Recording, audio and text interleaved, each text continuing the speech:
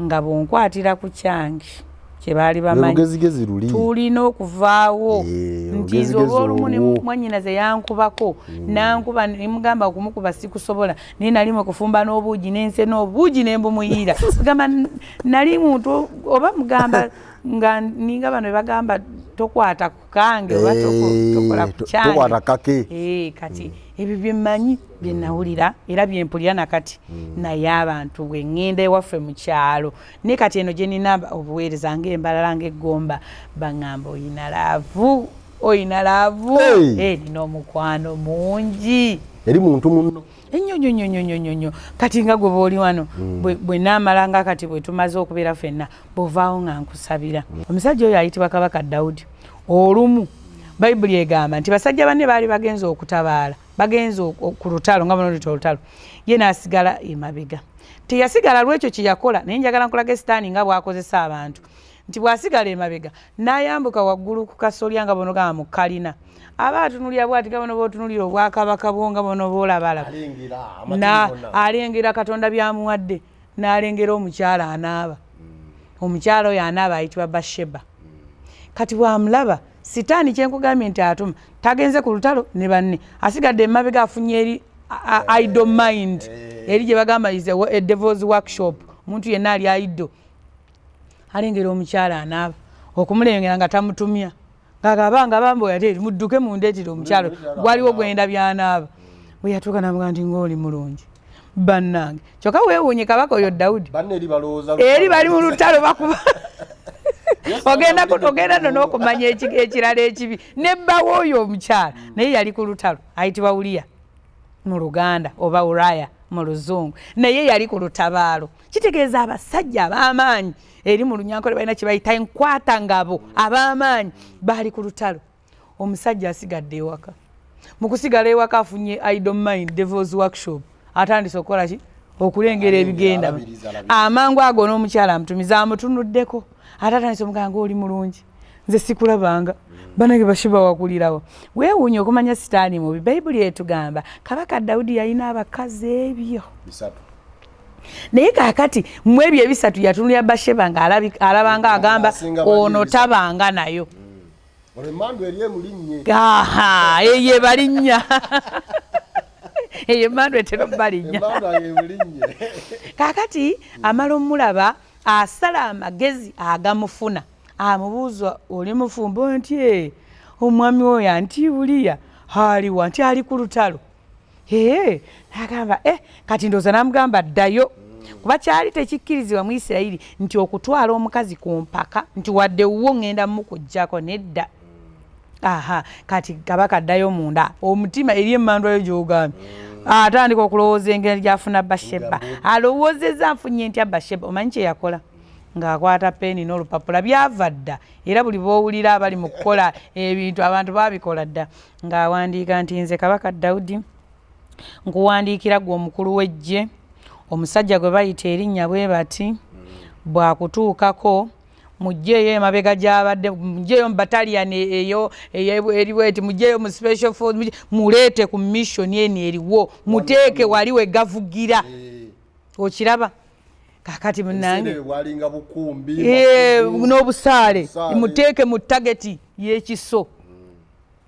omusajja bambi abazza avudde ku lutalo azze kulaba mukyala we nga amugamba nti bw'oba ogenda yitirako wano ng'ayitirawo ng'amukwasa ebbanka twalira omukulu w'eggye ku lutabaalo ng'oddayo oli agenda ogibikula ono yennyini ye yeetwalira okufa nze nkugambye nti byava dda ye mwennyini ye yatwala mu bwetoowaze n'okutya Kabaka n'okussaamu ekitiibwa ebbanka luwa teyagikeberamu ng'atwala bbaluwa ku lutalo agenda ogituusa wali oli okugisomamu oyo yennyini aleese ebbaluwa eyo nkusaba omugjeyo mu bataliyani endala muteeke ku front line kwe mwagala ndooza yakyuka mukulu n'atunulira n'agamba naye omusajja nga bamuteekako era teryali busa nga Uliya bamuttira ku lutalo nga bwe baamala okumutta bamaze okukaabamu awo ge bakaababyemu ng'amugaa nti munnange wange jangu nkuwambaatire okusinziira bino ng'amweddiza amala okumweddiza ng'afuna olubuto ng'azaala omwana nabbi tukomawo ku kyenvuddeko nkubulira olugero olwo nabbi atudde ewuwe nga bwe ntuula ekanyanyawa eddoboozi lya Mukama ne limugamba agenda ogambe kabaka nti ekintu kye yakoze weewunye tamusse naye ye yawandiise engeri gy'alina okufaamu naye ye mwennyini gyabuse n'agenda omugambe nti ekintu ekyo kye wakoze ogenda kisasulira oyo omwana gwowoza nti wazadde ku mukazi oyo agenda kufa okiwulidde ti nga nabbi ajja nabbi alina kwetowaaza eri kabaka awo nga bwe banaakutuma kati ew'omukulembeze ng'alaba talina bw'anaakikubawo nti okyali awo abo ba muvumenti mwenzi ggwe olaba kyokoze ng'atandika amugerera akagero nti taata kabaka nti otyo tiwaliwo omusajja ti ng'ayina ebintu bingi ayina ente endiga eŋŋamira n'ebirala nga byonna abirina ti oti nga waliwo n'omwavu ayina akaliga ke katya kamu ti naye omugagga ono bwe yakyaza abagenyi ekyokusala kye yalaba kaliga kaani ka mwavu n'akamugyako n'akakwata n'akasala n'ambuza ayi kabaka bw'oba ggwe oyinza kukola ki n'alyoka awulira obusungu nga bwe nkugambye nti Dawudi yali musajja alinga Katonda ng'alina omutima ng'ogwa Katonda kati n'alyoka nze mutta kubanga oyo tasaana na kuba mu bantu ng'alina ebyobugagga bingi naye nga kwebyo si kwayagala okutoolera abagenyi be ate n'anona kali ak'omwavu nabbi n'amuddamu nti oyo yeggwe olira ekizibu n'amugaaye gwoli neyeekanga ogambye otya abedda tebaakolanga bwe batyo munnange Ssaalongo kyabuze tikoze eki nabbi baamuwanga ekitiibwa kubanga bamanyi tayogera ku lulwe nabbi atumibwa Katonda bwa Mukama liiso lya Katonda mu Luzungu bagamba the apple of the Lord's eye kakati yali ayogera ono Dawudi teyamulwanyisa ogambye eki n'agamba yeggwe n'agamba oyina abakyala bano bonna bali benkugambye ebisatu bano bonna naye mazima tewakwatiddwa nsonyi Uliya ayina akakyala ke kamu bwe kati ka Basheba n'okakolera olukwe bakatte otwale mukazi kabaka yamanya nti kye yakoledde mu nkukutu nga ne ku bakazi be bali tekuli aliwo n'oli omukulu w'eggye tannakomawo kujja kukyogera eri nabbi naye laba Katonda yakibikudde n'akireeta waliwo eyabadde alaba byamusobera era n'agwa wansi n'agamba nti Mukama nsaasire era oli n'amugamba nti yali kusaasira naye kimu kyokka kyenkubuulira ono omwana gwayonsa oyo gw'olina gw'olya gw'oyagala ennyo ajja kufa era Bayibuli egamba bweti nti n'alwala mpaka omwana oyo n'afa. Mbalamusiza nnyo banyabo ne basebo katusubire obulamu butambula bulungi. Happy New Year, happy 2024. We tugamba kati kubanga manyi tugenda kugiyingira tumalako 2023 tuyingire 2024 nga ate tuli balamu ate ngo omwaka gwa mirembe, omwaka gwa byafaayo, omwaka gwa kukola sente. Tulina okuba n'akasimoni mu nsawo obulamu busobola okubanga butambula. Nze sesanga bate the great nebaza Katonda ngenzo okumalako ndi Ssaalongo judde ayingira 2024 nga nzo Ssaalongo abatono be mulina kibuga Kampala. Olunaku olwaleero tuli kanyanya wano mu kibuga Kampala. Eno ye Kawempe y'amambuka ewa Segirinya Mohammed eddoboozi eryekyebando mbaka wa parliament wa Kawempe y'amambuka. Ndine mama njamuleko baye yanjulo babagambe naye nga leero tuzze kufuna ku bunabbi n'okwogera ku kigambo kya Mukama n'okulaba olugendo luno olw'obuweereza teruba lwangu. Ebiseera ebisinga okulutambuza obulungi teruba lwangu, lubamu ebisoomooza, lubamu ebintu bingi. N'olwekyo lwe tuzze okubanga twogerako naye nga kozi Prophetess mu Luganda ye nabbi naye nga mukyala, nabbi nga mukyala, then prophet ye nabbi nga mwami nga musajja. Yes, tuli ewa nabbi mama Mary Kaizire. Ono no Mary no yazaala Yesu, oli mama Yesu. Tusanyuse nnyo okulaba Extra Digest mugoba nsonga COVID yaggwawo Mukama yeebazibwe. Webala obuweereza tuweereza Mukama balabye afa aba Extra Digest mugoba nsonga. Abatulaba kangambe nti mbaniriza nnyo mu linnya waffe Yesu Kristo. Omanyi ffe tetulina mbuuza ndala bwetyo bwetugamba nengamba nti Mukama yeebazibwe, Yesu yeebazibwe abakuumye omwaka omulamba guno nagwo gwatandika ng'emyaka emirala gyonna tukkiriza Katonda nti byakoleddemu binene ne byagenda okukola binene. Tumwebaza Mukama olwa 2023 omwaka ogwo 2023 wano ewaffe tuba ne theme buli mwaka kati omwaka guno tubadde tuguyita gwa release and honor mu Luganda kiki kusumululwa mu kitiibwa. Okusumululwa mu kitiibwa release yesumulula sumulula ate honor kwe kuweebwa ekitiibwa. Kakati omwaka guno gubadde nti osumululwa wakati mu kitiibwa oba bw'osumululwa ekisa kikulabikako kyekitiibwa kya Katonda. Anku example nyangu nga bwe tunagamba nti obadde toli Ssaalongo si kyekyo ate weewunyi oyogedde ekigambo tobadde kyokka ate Katonda nojjanga omusaba mpa okuzaala ye lwakusumuludde okuzaala ate n'akuwaaki nozaalira mu kiti nozaala nofuusa n'erinnya nofuuka Ssaalongo. Buli azaala nti bamuyita Ssaalongo era bw'okyogera nti Ssaalongo automatically bamanya oyina abaana 2 abafuna omulundi gumu oba 3. Mukama tumwebaza olw'omwaka guno webale kunkyalira. Nsanyuse nnyo era nawe webale okukkiriza ne tutuuka wano. Songa yebale kunkyalira nebaza Katonda olw'ekisa ekyo ofaayo bwe tusaba. Siina kyenfaayo kuba era essaala kyekisinga. Mukama tukwebaza mu linnya erya Yesu Katonda w'ekisa ekingi gwagamba nti ye neeba ye nedda era neeba nedda. Watumanya nti tuliba mu nsi muno nga nze ndiweereza Mukama n'abaddu bo bano Ssaalongo ne Idris banabo baliba mu nsi muno nga balina kye batuusa ku bantu. Ayi Katonda w'okusaasira wamanya olunaku olwaleero ti abantu bano balikyalako wano era balitusanga nga tuli bwe tuti noeri nettaka kwe tuyimiridde tetwamanya nti liriba lyaffe oba oliawo lyali lyabalala naye Mukama otuwadde ekisa okulibaako leero ne liyitibwa eryaffe. Nkwebaza webali nnyo olw'ekirabo eky'obulamu bw'okituwadde ninkwebaza olw'abaddu bo bano basajja Bayibuli bw'eŋŋamba nti bali ba mitwe tebali bifuba si mbuto si bigere si mikira si baakunyoomebwa. Mukama bw'obakuumi wabanga waliwo ekibadde tekitambula bulungi nga kyabassa babbira bava mu kitiibwa eky'obusajja Mukama nkusaba olunaku olwaleero kibaddize bwe kibanga okubbulukuka kwabwe bya nsimbi zibawe bwe kubanga bulamu waliwo omulwadde ng'ali mu kutambula n'ekyo ekimuluma kirabisibwa n'amaaso oba nedda musaasire tuwe ekisanga tukola program eno otuwamba ati ngo tuwe obukumi tuwe obulungi tuwe n'ebigambo ebiramu ebizimba abantu abalala bwe tutyo bwe tusabye n'okukkiriza ku bwa Yesu Kristo Mukama waffe. Gwe n'ogamba nti amiina n'abatuliza n'ogamba nti amiina libeere essanyu gy'oli. Amiina. Amanya ng'ogedde mu butuufu bwabwe. Erinnya lyange ettuufu ate nga lyeriri ku nnangamuntu lyeriri ku papers omanyi abantu balina amannya ng'agamu gakola okusinziira kyaliko agamu gakola misana amalala gakola kiro. Kati kankubulye Ssaalongo olaba kuvuga nze Ssaalongo mugoba nsonga ye pulogulaamu naye bw'otuuka eri ewammwe mugoba nsonga oyinza okukireka kuba bajjajja batudde bamanyi tebakutuumangako mugoba nsonga abaana bagende Kampala ne bagattako amannya naye ng'amannya gange nze Mary Kaizire olw'ekisa kino kyempeereddwa Katonda kyasobola okuwa omuntu omulala yenna mpitibwa Nabbi Mary Kaizire. Tuyingira 2024 era bwe tuba mu luzungu ekyo kye boogera Prophetess Mary Kaizire for last 10 years. For the last 10 years.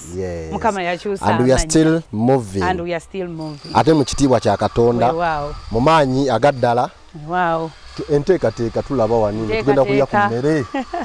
Emmere weeri eneetera okutuukako mu nnaku 3 okuva kati ojja kubanga oli mu kintu kirala nga tulinze mmere ki muceera mmere ya mwoyo gye twogerako n'ey'omubiri awo akati kyolabaawo tuli mu kuwawula byuma tubiyunga tubigatta tubyokya tugenda mu 31st crossover to 20 yo crossover gyolaba tugenda kuba mu kifo kino ffe wano wewaffe abalala gye banoonyeza ebisaawe ffe ekisaawe tuli nakyo wano abantu ba Katonda bakuŋŋaanira wano Namboole wammwe aweddeyo kati wano olwo tuli mu Namboole Namboole wammwe aweddeyo kati awo era ne twebaza Katonda nti tugenda kubeera wano obuweereza buno obwa Lord's Covenant bumaze emyaka 10 waliwo gye bumaze 7 waliwo gye bumaze 4 waliwo gye bumaze 3 butambulanga mbuyaga buli we tuggulawo tetubala kino kankugereze tulina obuweereza embalala bwatandika 2018 nga ffe twatandika 2013 kakati eri tubala bumaze emyaka 5 batambuza gwa muka waliwo wano Gomba Sembabule awo nina wenda baawo mpitawo kati era kyekiri kyenkugambye nti ate Gomba tuli mu kitundu kye bayita Kajumiro kumpi n'ekisozi newa omukulu president asayininga ku mmere yeggwanga kama mulungi amina so njagala kugamba nti ate yo twatandika 2019 eri bo bamaze emyaka 2 abe Gomba era twa celebratinga anniversary ati 2 ino si 2023 so 2022 nafunawo 2022 mugumu mu mwezi gwa September buli September bakuza kati Gomba bayina emyaka 2 embalala bayina 5 kanyanya Kampala tulina 10 tulina no nembale tulina ne Ford obuweereza nga bukuze kati buli wamu bakuza okusinziira emyaka gye batuuseeko kyetwebaliza Katonda atukoze obulungi bungi kale ekyo kyolabaawo tuli mu 31st ku 31st abantu bafe abo bonna bajja bajja ne bajja Mbale Fort Potro bonna bajja ne bakuŋŋaanira wano bonna bajja wano kyono Nambole waffe alinza naawe tukwaniriza nja kujja nti gwoli w'e Kampala nja kujja nze ndi w'e Kampala wano sivaawo olaba we tutandikira ne tulyoka ne musaasaanira eggwanga lyonna era tukkiriza Katonda kiguno omwaka 2024 gwina theme yafuluma dda era ffe kwasatu mulumu tujja kuba tuyimba aleluya theme y'omwaka ogujja tugiyita recovering it all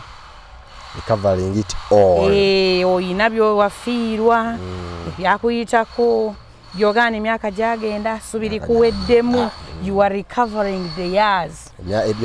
byonna byewafiirwa amaziga gonna okaabye oganyulwe ku luno ogamba nti ndabye Katonda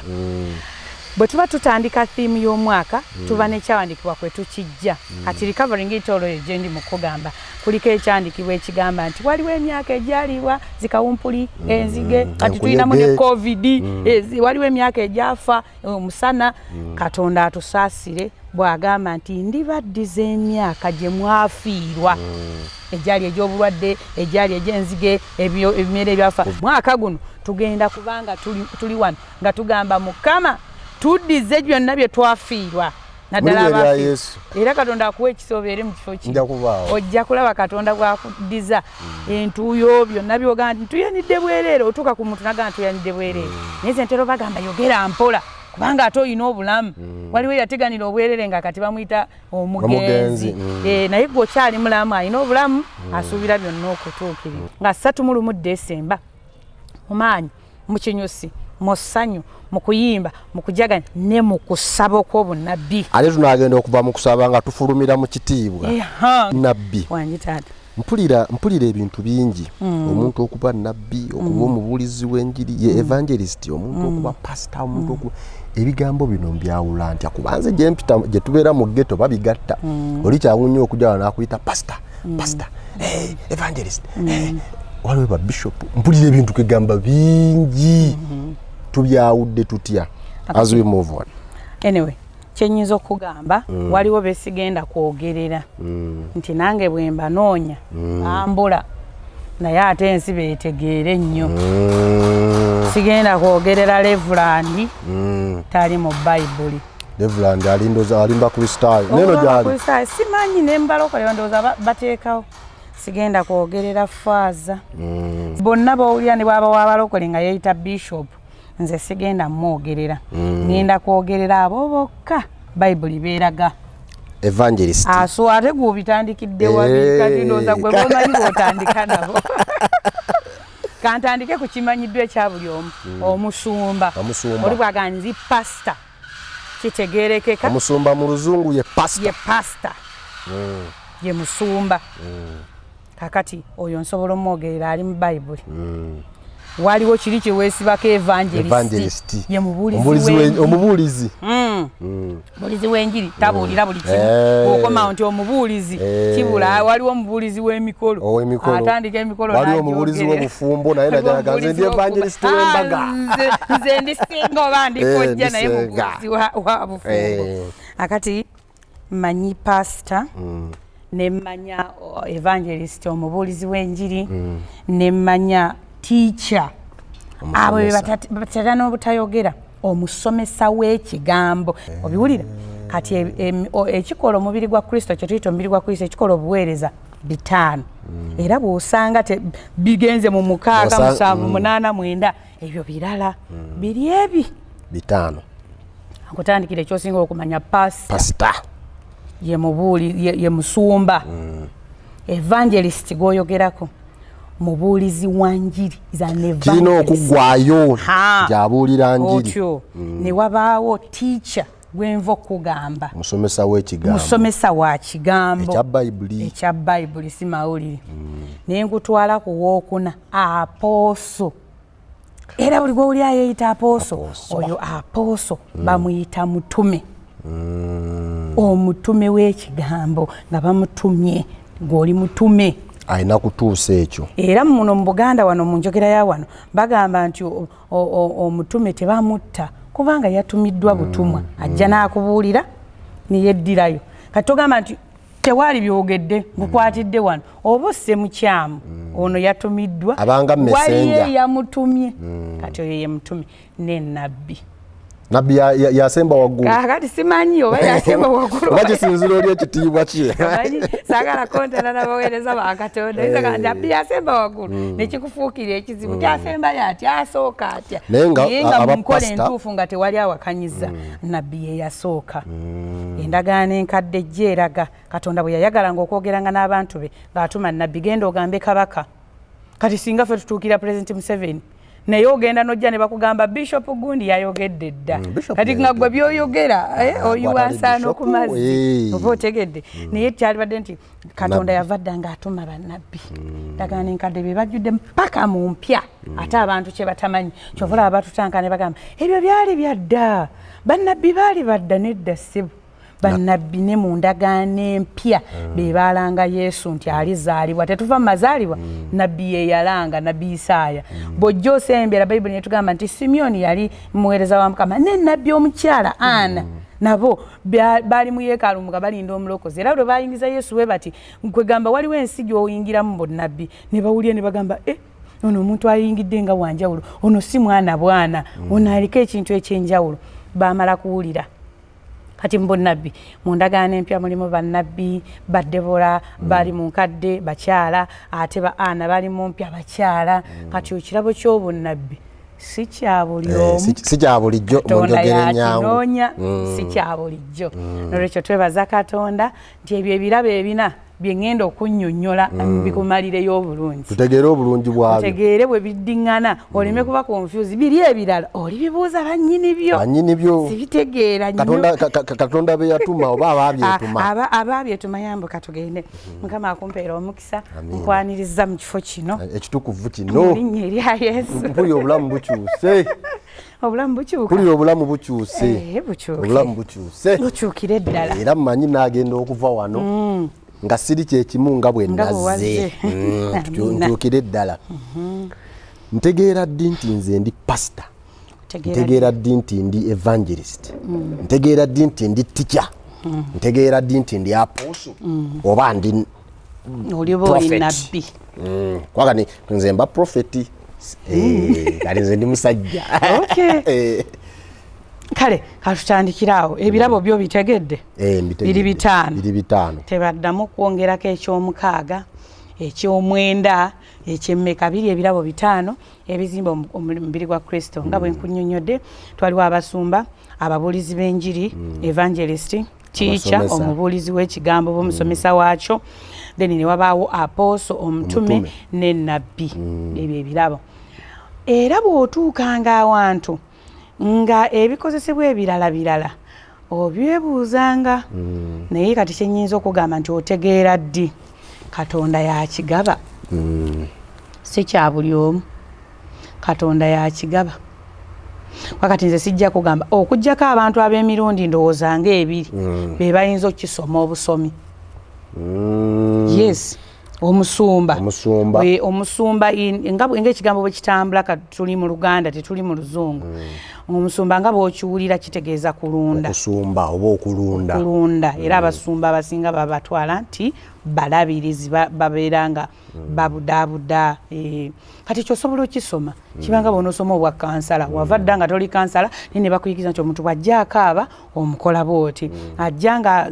atabusa omutwe ate tomuyita nti omulalu ajja kukutta oba ajja kukuba naawe kumudaabuda olina kumukola bw'oti. Kati ekyo kyanjawulo nti omusumba osobola obusoma busomi nga tebwakuzaalirwamu Katonda n'akuwa ekisa bw'okinyiikira n'oyita n'oba bulungi. Ne teacher nga bw'okiba nti musomesa kitegeera asobola okusomesebwa omulala, omusomesa asobola okusomesa omulala n'omulala bw'atyo. Nange gwe wasomesezza n'ensajja kuba ate n'engenda n'ennyongerako. Naye evangelist omubuulizi w'enjiri aba ne passion nga bye yasoma wano yabitegeera, Bayibuli agimanyi, agenze kubuulira njiri. Abamu evangelist aba ayogera ng'ate amalirira ng'ate teyeesaasira, otegedde abanga atuuka ku bantu kubanga ye mubuulizi waaki. Nga ne babuulira bagamba nti omusajja abuulira n'akunkumula n'ennyenje. Kakati ate Apostle nakubuulidde kyakola mutume, Mukama amutuma n'agamba nti Mukama antumye mu kifo bwe kiti. Kirabire ku owooluganda Pawulo gwe tusinga okumanya ng'omutume yasooka.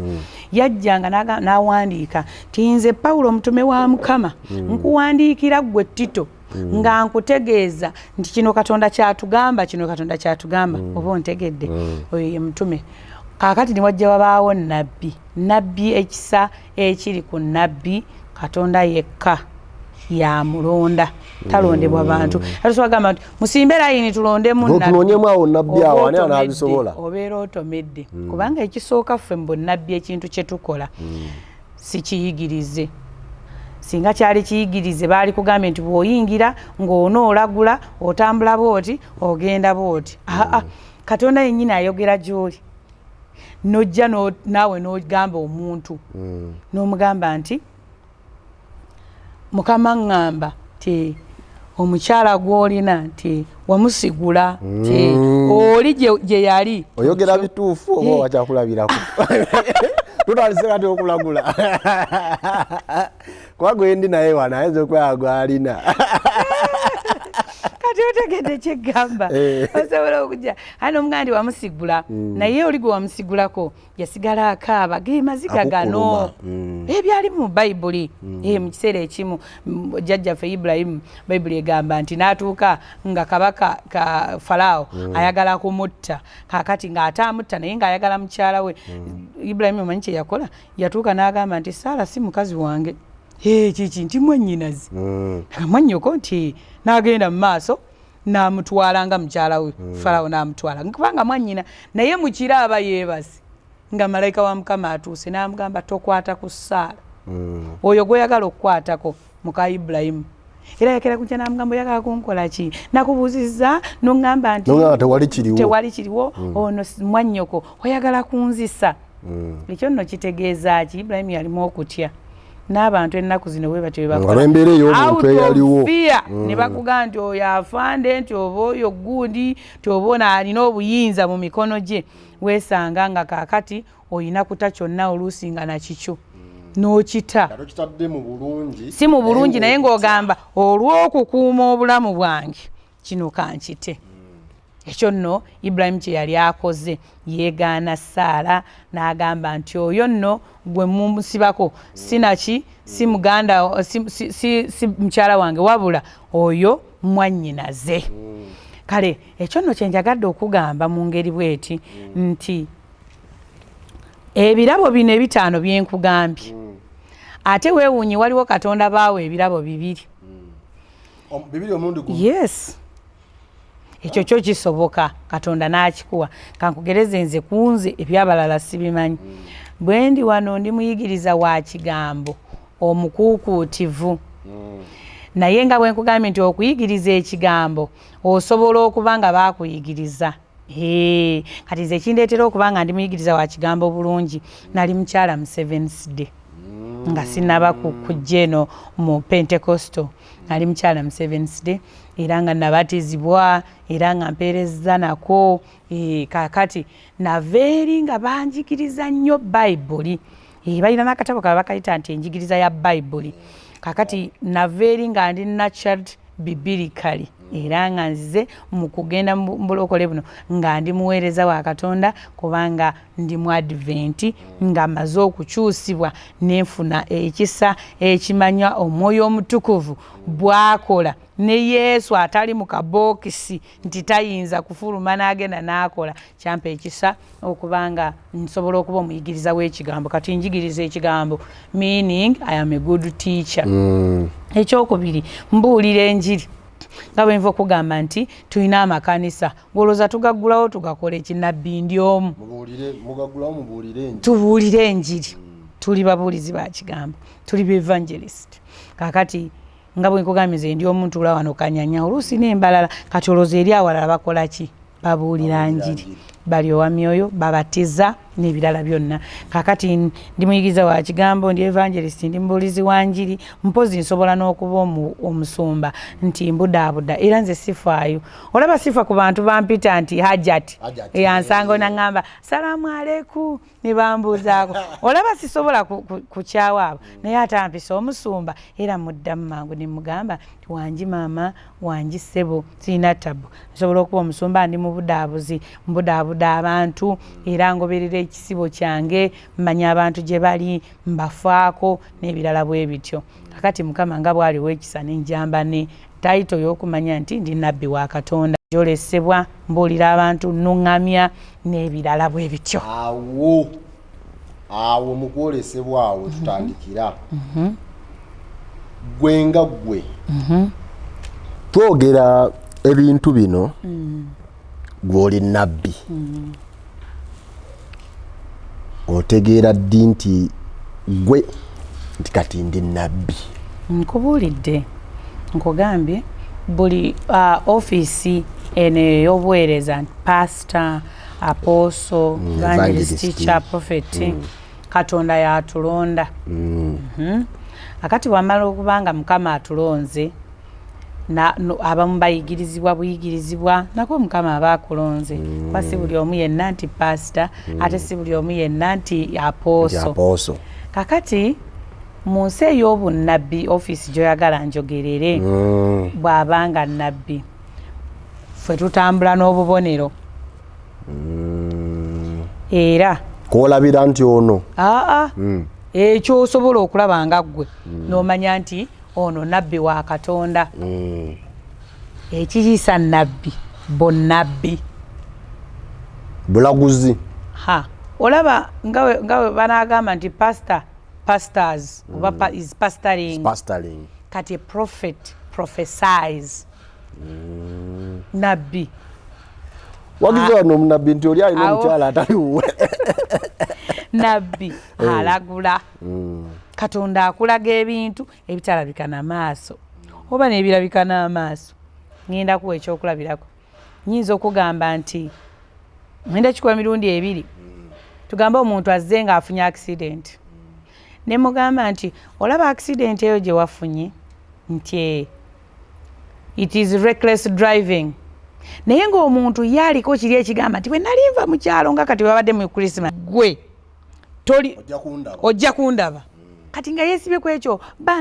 bandoga najja ne mugamba nti tebakuloga mwattu envuga yo yeyabadde embi n'otomera oba ne bakutomera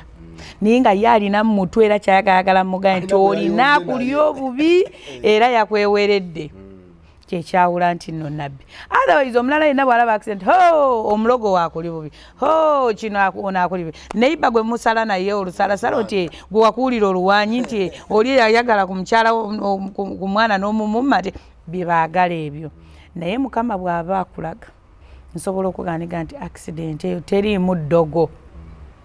omubi yataataaganyiza obulamu bwo katusabe Katonda akuwonye. Ekyokubiri oyinza okujja nga togirina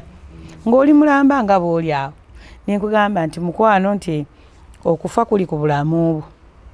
oba accident eri ku bulamu bwo akyogera si yakireeta era bwe nkuganiga nti oliko accident wabaawo wakyaliwo gaapu awo egamba nti nsabira oba katukisabire kireme kuba kunze kubanga at least Katonda akiraze nga tekinnabaawo.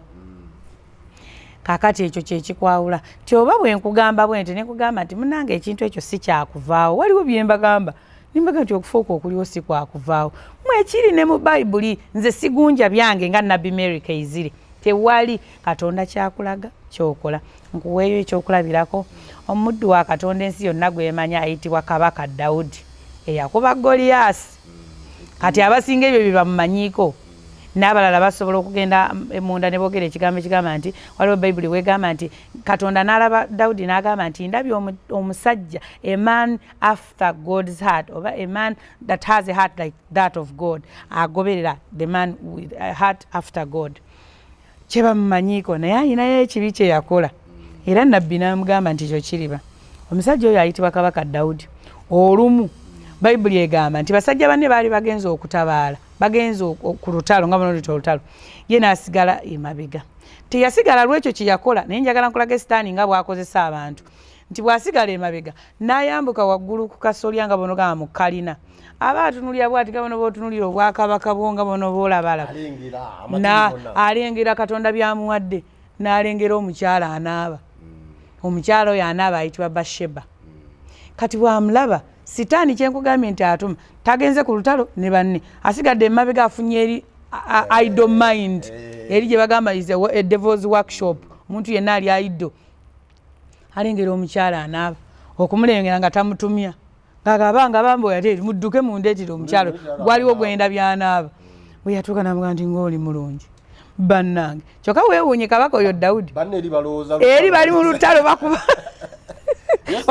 ogenda n'okumanya ekirala ekibi nebbawo oyo omukyala naye yali ku lutalo ayitibwa Uliya mu Luganda oba Uraya mu Luzungu naye yali ku lutabaalo kitegeeza abasajja ab'amaanyi eri mu Lunyankole balina kye bayita enkwatangabo ab'amaanyi baali ku lutalo omusajja asigadde ewaka mu kusigala ewaka afunye idle mind devil's workshop atandise okukola ki okulengera ebigenda amangu ago n'omukyala amutumiza amutunuddeko ate atandise omuganga oli mulungi nze sikulabanga banange Bashiba wakulirawo weewuunye okumanya sitaani mubi bayibuli etugamba kabaka Dawudi yalina abakazi ebyo bisatu naye kaakati mu ebyo ebisatu yatunulira Basheba ng'alabanga agamba ono tabanga nayo eye balinnya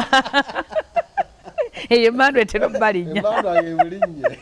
kaakati amala omulaba asala amagezi agamufuna amubuuza oli mufumbo nti omwami oyo anti Uliya aliwa nti ali ku lutalo n'agamba kati ndowooza n'amugamba ddayo kuba kyali tekikkirizibwa mu Isirayiri nti okutwala omukazi ku mpaka nti wadde wo ngenda mukuggyako nedda kati kabaka addayo munda omutima eri emmandwa yo gy'ogambye atandika okulowooza engeri gy'afuna Basheba alowoozezza nfunye ntya Basheba omanyi kye yakola ng'akwata peeni n'olupapula byava dda era buli b'owulira abali mu kukola ebintu abantu baabikola dda ng'awandiika nti nze kabaka Dawudi nkuwandiikira gwe omukulu w'eggye omusajja gwe bayita erinnya bwe bati bwakutuukako mujjeeyo emabega gy'abadde mujjeeyo mu bataliyani eyo eriwo eti mujjeeyo mu special force muleete ku mission eno eriwo muteeke wali we gavugira okiraba kakati munange walinga bukumbi n'obusaale muteeke mu tageti y'ekiso omusajja bambi abazza avudde ku lutalo azze kulaba mukyala we nga amugamba nti bw'oba ogenda yitirako wano ng'ayitirawo ng'amukwasa ebbanka twalira omukulu w'eggye ku lutabaalo ng'oddayo oli agenda ogibikula ono yennyini ye yeetwalira okufa nze nkugambye nti byava dda ye mwennyini ye yatwala mu bwetoowaze n'okutya kabaka n'okussaamu ekitiibwa ebbanka luwa teyagikeberamu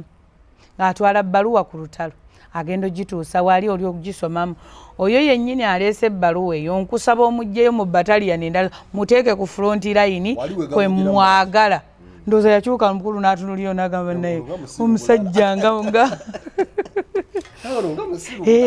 nga bamuteekako era teryali busa nga Uliya bamuttira ku lutalo nga bwe baamala okumutta bamaze okukaabamu awo ge bakaababyemu ng'amugaa nti munnange wange jangu nkuwambaatire okusinziira bino ng'amweddiza amala okumweddiza ng'afuna olubuto ng'azaala omwana. Nabbi tukomawo ku kyenvuddeko nkubulira olugero olwo. Nabbi atudde ewuwe nga bwe ntuula ekanyanyawa. Eddoboozi lya Mukama ne limugamba agenda ogambe kabaka nti ekintu kye yakoze weewunye tamusse naye ye yawandiise engeri gy'alina okufaamu naye ye mwennyini gyabuse genda omugambe nti ekintu ekyo kye wakoze ogenda kisasulira oyo omwana gwowoza nti wazadde ku mukazi oyo agenda kufa okiwulidde ti nga nabbi ajja nabbi alina kwetowaaza eri kabaka awo nga bwe banaakutuma kati ew'omukulembeze ng'alaba talina bw'anaakikubawo nti okyali awo abo ba movement mwenzi gwe olaba kyokoze ng'atandika amugerera akagero nti taata kabaka nti otyo tiwaliwo omusajja ti ng'ayina ebintu bingi ayina ente endiga eŋŋamira n'ebirala nga byonna abirina ti oti nga waliwo n'omwavu ayina akaliga ke katya kamu ti naye omugagga ono bwe yakyaza abagenyi ekyokusala kye yalaba kaliga kaani ka mwavu n'akamugyako n'akakwata n'akasala n'ambuza ayi kabaka bw'oba gwe oyinza kukola ki n'alyoka awulira obusungu nga bwe nkugambye nti Dawudi yali musajja alinga Katonda ng'alina omutima ng'ogwa Katonda kati n'alyoka nze mutta kubanga oyo tasaana na kuba mu bantu ng'alina ebyobugagga bingi naye nga ku ebyo si kwayagala okutoolera abagenyi be ate n'anona kali akomwavu nabbi n'amuddamu nti oyo ye ggwe olira ekizibu n'amugaaye gwoli ne yeekanga ogambye otya abedda tebaakolanga bwe batyo munnange Ssaalongo kyabuze tikoze eki nabbi baamuwanga ekitiibwa kubanga bamanyi tayogera ku lulwe nabbi atumibwa Katonda bwa Mukama liiso lya Katonda mu Luzungu bagamba the apple of the Lord's eye kakati yali ayogera ono Dawudi teyamulwanyisa ogambye eki n'agamba yeggwe n'agamba oyina abakyala bano bonna bali benkugambye ebisatu bano bonna naye mazima tewakwatiddwa nsonyi Uliya ayina akakyala ke kamu bwe kati ka Basheba n'okakolera olukwe bakatte otwale mukazi kabaka yamanya nti kye yakoledde mu nkukutu nga ne ku bakazi be bali tekuli aliwo n'oli omukulu w'eggye tannakomawo kujja kukyogera eri nabbi naye laba Katonda yakibikudde n'akireeta waliwo eyabadde alaba byamusobera era n'agwa wansi n'agamba nti Mukama nsaasire era oli n'amugamba nti yali kusaasira naye kimu kyokka kyenkubuulira ono omwana gwayonsa oyo gw'olina gw'olya gw'oyagala ennyo ajja kufa era Bayibuli egamba bweti nti n'alwala mpaka omwana oyo n'afa. Twogera ku Nabbi Mary Kaizire twogera kuno nakuli ozaalibwawa nze ani akuzaala aliwa okuza otya okuliddewa tutandikirawo okay Nabbi Mary Kaizire ndi ozaalibwa tonafuuka nabbi era Mukama yeebazibwa olw'ekyo mazinga nazaalibwa ndi nabbi mu kiseera ekyo obunabbi n'entandikirawo n'alisobedde abantu naye era nabasobera nina emyaka 8 kati kansooke nkubuli abazadde bange.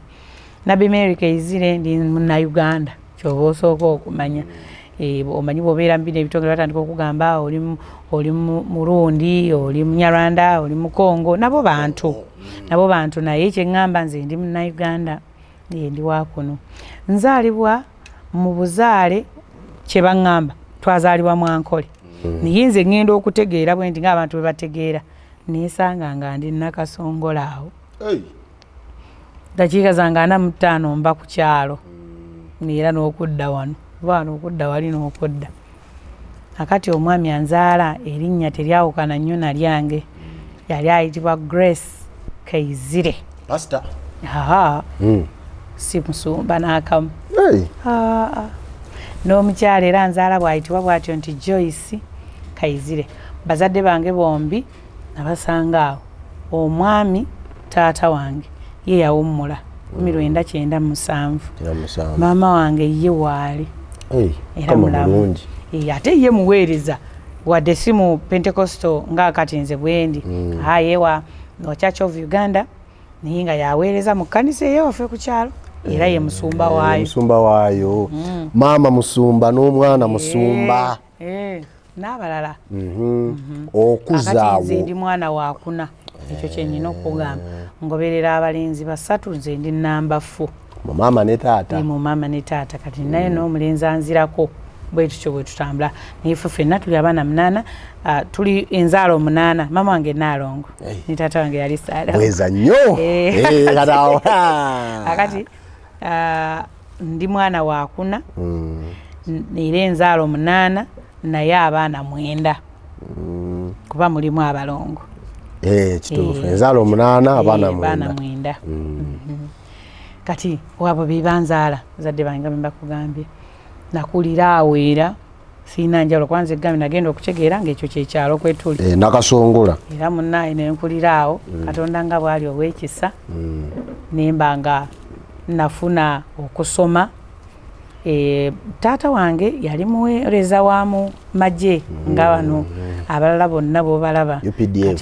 kati ffe nze nabeera naye Entebbe nga mbeera naye Entebbe nga njagala kubanga nali ngoberera balenzi bali kati nga njagala era nga ntambula naye Nkumba awo twabeerawo kubayita ababiri awo twabeerawo kati nakula bwentyo then oluvannyuma nga amaze okuwummula then tuddayo era mu kyalo emyaka emeka egyo awummula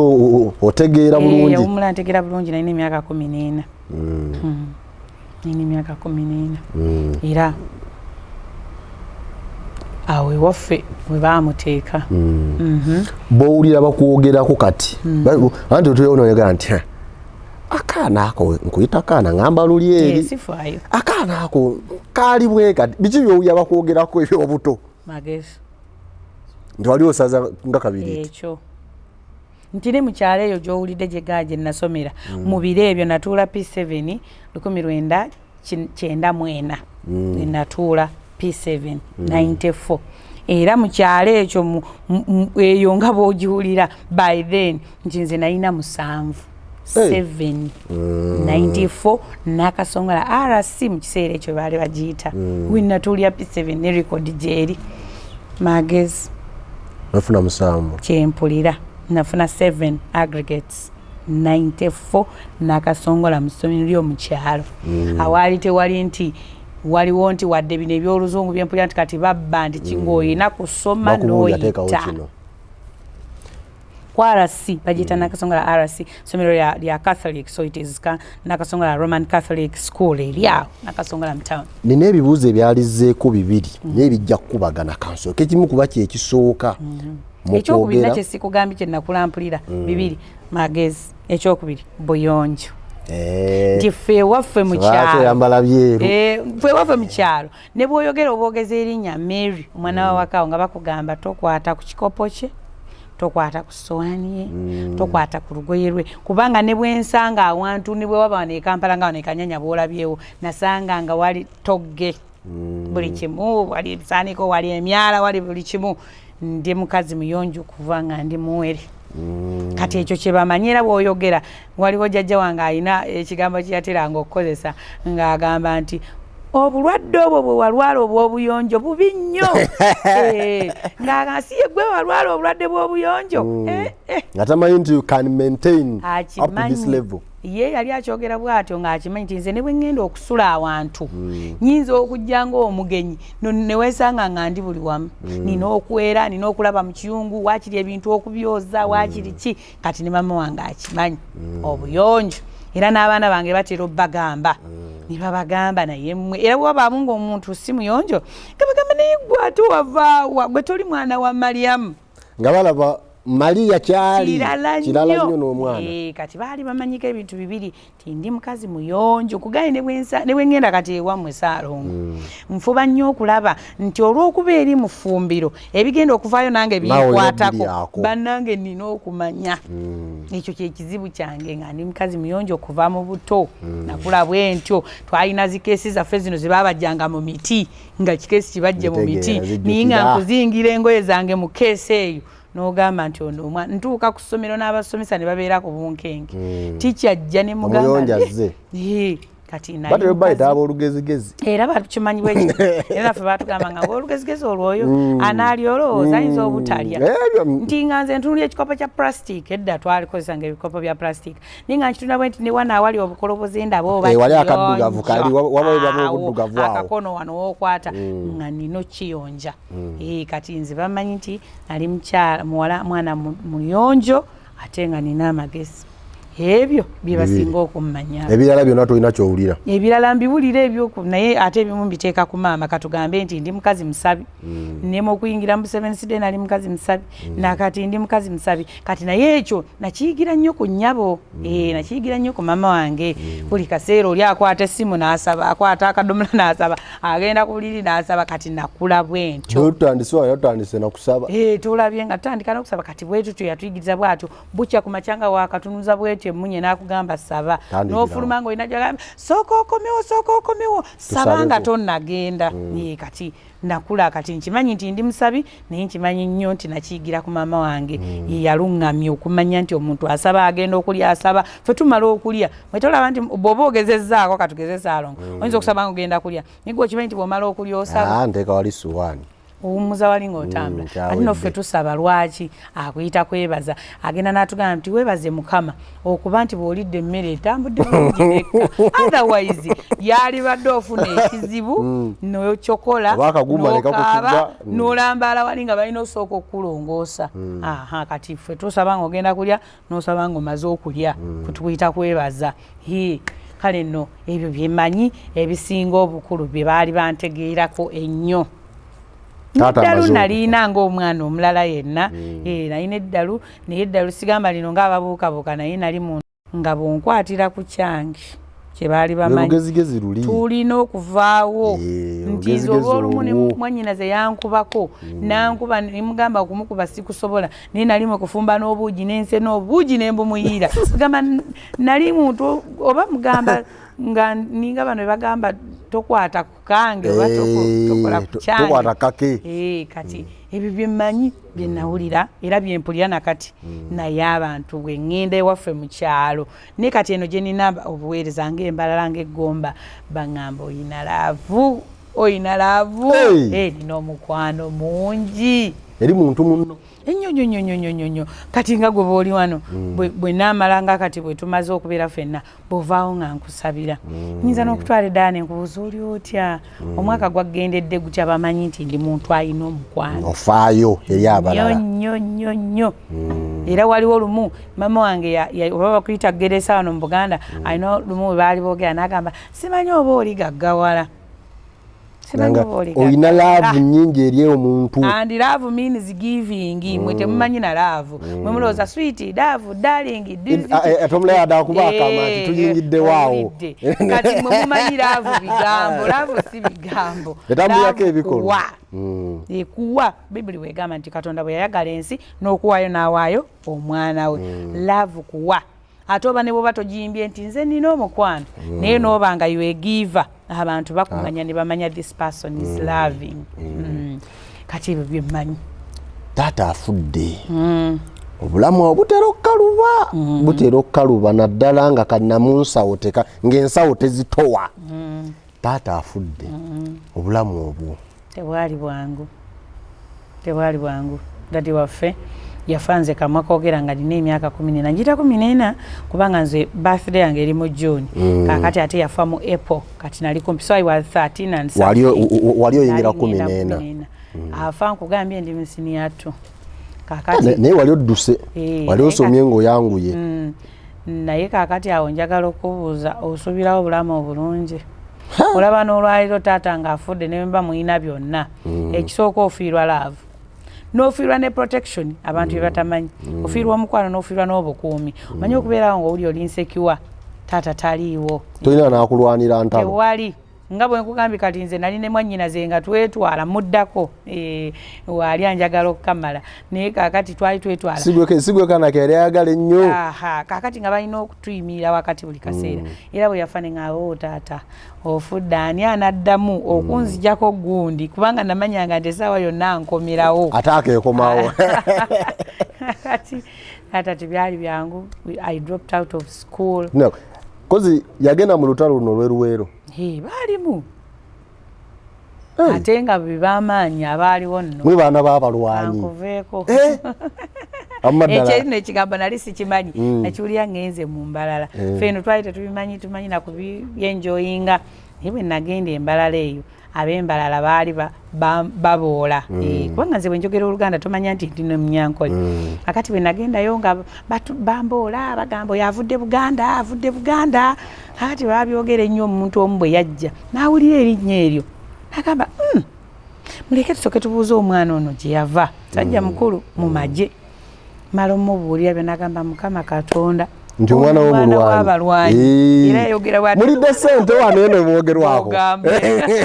abaana b'abalwanyi Allah kati ng'agamba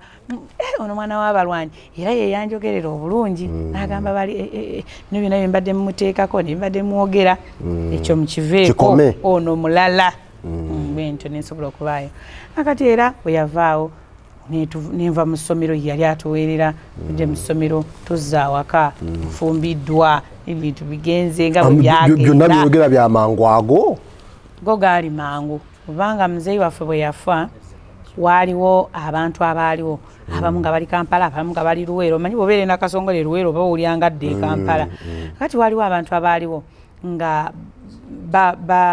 bagamba nti abaana ba gundi ani anaabatwala basomesa sikugambye nange nali musiniya tu kandi abaana ba gundi bani abanaabatwala basomesa kakati nga mu ngeri eyo oli ayina agamba nze nja kutwala gundi kyenvuddeko nkugambirwa kuba nkugambyeko baana bannaalonga abamaama dadi wange yalina abaana abalala maama omulala soomu yalina abaana abalala mubamaama abalala kakati abaana abo ffenna baatutwala tewaaliwo nti batwala bannaalongo yekka batwala nagamba nja kutwala gundi ate ekirungi nga batumanyi buli omu bamumanyi bye yeeyisa kati nange era awo waliwo eyanzijawo nandeeta e Kampala oluyonjoyonjo lugwa mu mikono gyani awo lwagwa nandeeta e Kampala era nentandikira awo nembeera naye n'okusoma saasoma nendabirira bulabirizi baana nga aŋŋamba omwaka ogujja sigambira ddi yafa mu Gwakuna omwaka ogujja bwe bityo bwe byabeera wali eri mukuja ani anaayambako asomese lwaki twongere tusikesikeko kati nze saagenderawo mu ssomero nga bwe nkugambye dadi afa 97 njagala obalire eddala emyaka 10 okutuuka mu 27 ng'oze emyaka 24 olwo lwe nnezza mu ssomero kati kyenkugamba kozi wano mu Buganda bamanyi okugamba nti sosolya bw'atafa atuuka kulyengedde kakati myaka 10 mingi nentuula nga sisoma ate nenzaala nno kubanga era nali mufumbo kakati ate nimba nga nina okweyoolayoola nezze mu ssomero kati nshoti bwombuuza okufa kwa dadi nkugamba nnaku njereere naye ate n'emaana lifuuka essanyu anti bw'otofa sikugambye nti sesolya bw'atafa bw'otofa bw'ofa oba ozikiridde oyingira obufumbo wano nga bikutamye ebyokubeera ewaka byali tebintamye nali nga bw'onoogamba nti omuntu omanyi we mubeera abangi nti musobola okusalawo ne mugamba ebyo babikola nnyo era gye nzaalibwa babimanyi oba wadde mu western babimanyi basobola okugamba nti gwe fumbirwa bano basome bayinza okugamba nti gwe togenda kusoma wadde nga mulenzi mugamba gwe togenda kusoma sigala wakola biye dadi ne mami bano abalaka bagende basome balina decision zaabwe ezo zebakola nakati bikyaliyo traditionally kankuveeko gyebiri bulungi basobola okugamba nti omuntu alina abalenzi 4 ne bagamba mu kifo ky'okulekawo maama ne taata ne babonaabona oba abakozi ne bajja ne babattira mu nnyumba kuba ayinza okulowooza nti ono yatunze ente ayinamu ssente gwe gundi sigala awaka ebyokusoma bireke naye baba balina bye bakusuubizza bali abantu balungi bakusuubiza tugenda kuwasiza mangu tugenda kugirako ente ku nte 5 tukuweyo nga 10 buli mbu eriti bakugamba nga 5 ba 10 nolabira nga obulamu obulamu butandise diguli ogyambadde newono batosoma ofunye diguli babikola ebyo kakati nange bwentyo bwe nali naye Mukama tumwebaza nti oluvannyuma lw'ebyo byonna nze ekyali ekirooto kyange kyali kyakusoma era bwe nabeerawo omwami wange alina ekigambo kye yakozesanga yaŋŋamba time heals aŋŋamba nnyo ekigambo time heals mba nina kyempulya kimazeeko emirembe obusungu bujjaawo relax time heals very soon you'll heal out of this ng'akiŋŋamba nnyo kati era nange kye nagenda nakyo time healed me oluvannyuma lw'ekiseera nasobola okuwona obusungu nasobola okuwona ennaku obuto wali oyingidde mu bufumbo oli muto nagamba nti Mukama nga bw'ali oli juvenile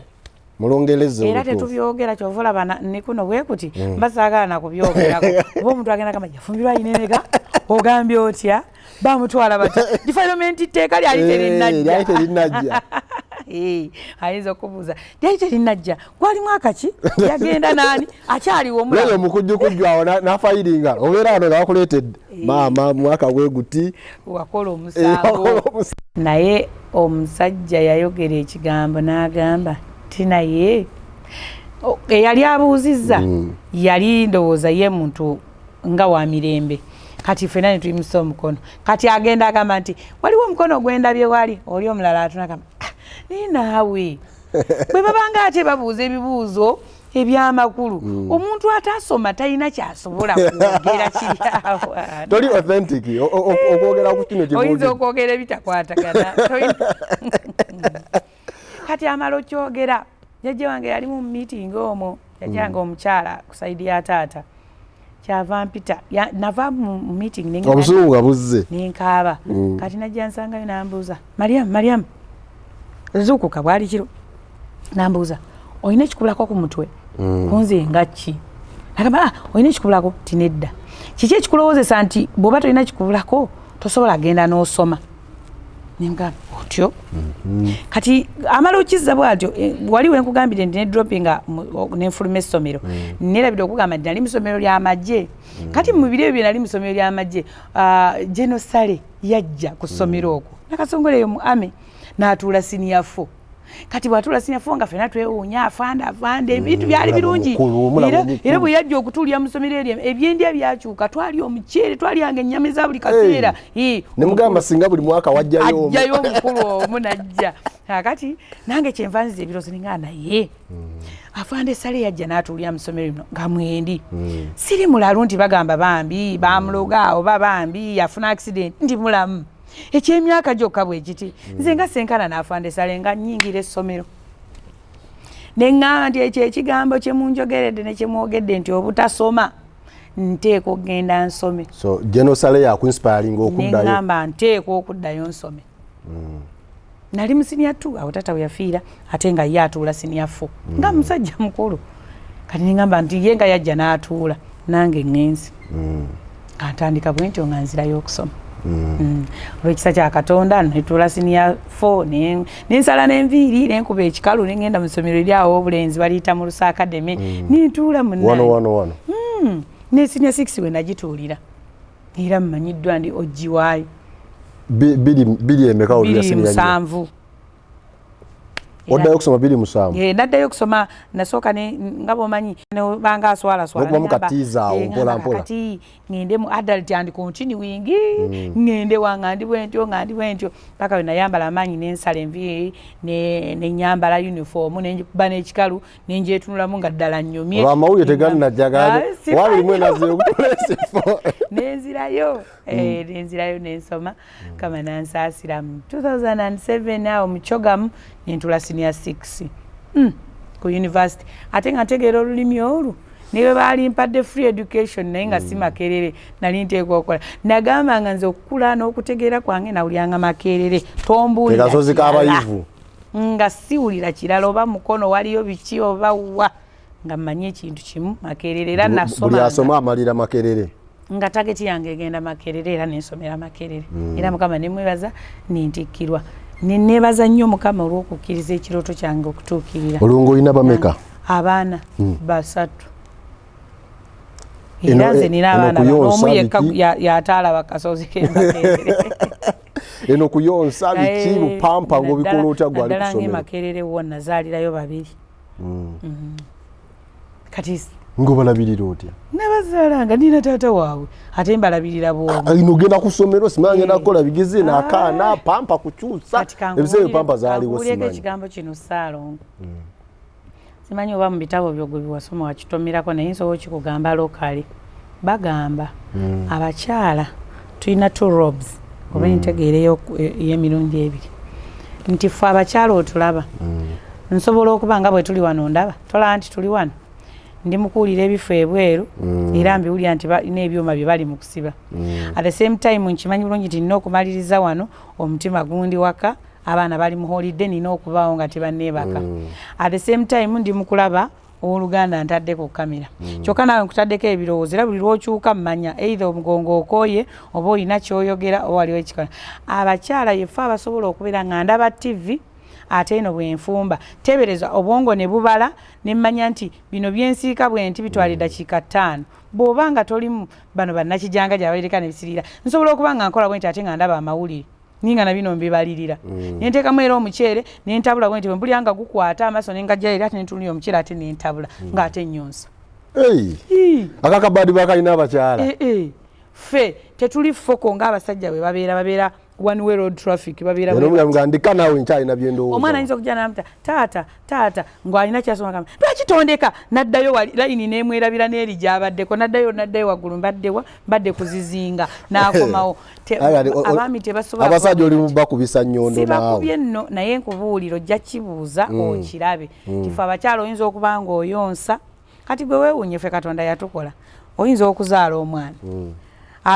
ng'okyayonsa ate n'ofuna olubuto olulala ningo olina olubuto ate n'omwana ayonka omwami ayagala engoye engolole ate onayo omulala alina okugenda ku ssomero byekera olunaku onagaba nange kyensiibyeko anyumiza banne nsiibyeko sikirabanga omwana weddansika ono bwakaaba bino webiri nze n'ebimu mbiressaawo tatwalira akaanako olowooza kyekibakooya kyekyo babeera oluusi ku kintu kimu ayagala bw'aba azimba alowooze ku kuzimba nga walowooza ne sente z'okuzimba gye ziva kati ate tuleetamu wakati awo nti ate awo waliwo omwana gwe bagobye okuva ku ssomero nti naye bamugobedde n'empisa embi bannanga ayinza okuleeta obusungu bw'ennyumba buli wona n'abuzza ku mwana ono alaba omwana ali mu kwonoona kati ffe tulina soka buzoba tumanyi engeri gye tubalansinga eryato mumanyi engeri gye muli balansinga maama eyo nno y'ensobi abaami gye balowooza abasinga nti abaana baagala nnyo bannyaabwe tubalansinga eno embalansinga gye tubalansinga ekyetera abaana otwagala nze omwana yassa fulasika n'eŋŋamba eyo bagiyita accident oba otegedde kubanga inene kesi tagistudde busituze nti naakuba wansi abadde akwataganye abadde alina byakola fulasika egudde kati nze manya nti olukomawo ovudde gye ntambulidde kayasiza fulasika oba ne bagamba nti omwana akubye TV wansi omubuzo oba yagigula ate laba mu reaction eyo ate omumenya okugulu oba omumenya omukono kati ffe tumanyi tuba bwe tutyo si ffenna sobola kwogera balawona naye waliwo Katonda babawadde that uniqueness. Gwe otegeera ddi nti oli nnabbi oba nti onoobaamu akantuntu? Kakati nategeera ndowooza ekitono ennyo nga nina emyaka nga 12 awo ddadi nga naatera okutuvaako kuba kyatwalamu emyaka ndowooza nga 2 ebyonoonozi bwe byempulira nti at 8 waliwo ekintu kye nalaga nga ndagula nga sikimanyi ngeri gyekitambulamu nayogeranga ng'omwana neŋŋamba nti ndoba ndaba omuntu bw'ati ng'agenda kufuna kino oba agenda kufa nekiba kati nekireetera abantu okulowooza nti ndabika bo abantu baakula weebale Ssaalongo yanguye okumanya nti abantu abasinga ebintu bino ebya Katonda bw'otogendera batera obbiwa ate sitaani oba n'ekintu ekiri unique either oliko lubaale kala balaba emizimu oba either bakuwonga oba either kugamba tosobola kubanga oli wa bwa Katonda eno gundi gye tulimu weewaawo n'abacupuzi nabo bangi bafuuka bangi naye omuntu tasobola nakumanya naga nti kantuule kandabe kati nze bwe nava bwe nti omubuto ng'abantu batandise okwekengera ogamba omwana wa Kaizire alina ekintu ekitali kya bulijjo abamu ne batandika n'okunneewala kubanga wajjanga nze nenjogera mu buto bwange nti kino bwe kiti ne bweba ntenge nefanika nti kibo kiti kino kireetera abantu okubanga baba tebategeera lwaki ndi bwe ntyo lwaki kiri bwe kityo kati nenkula ne wali wenkugambidde era nenva mu ssomero era nenfumbirwa n'ebirala byonna Katonda ajja nsisinkanya olw'ekisaaki ansisinkanya obuweereza mu ngeri y'ekyamagero mu 2013 abali Luxembourg abali wanene Dubai United Arab Emirates Kenya Uganda wano mwebale nnyo mwebalire ddala nze Sesanga Bate the Great kankwagaliza akaseera akalungi I sign out.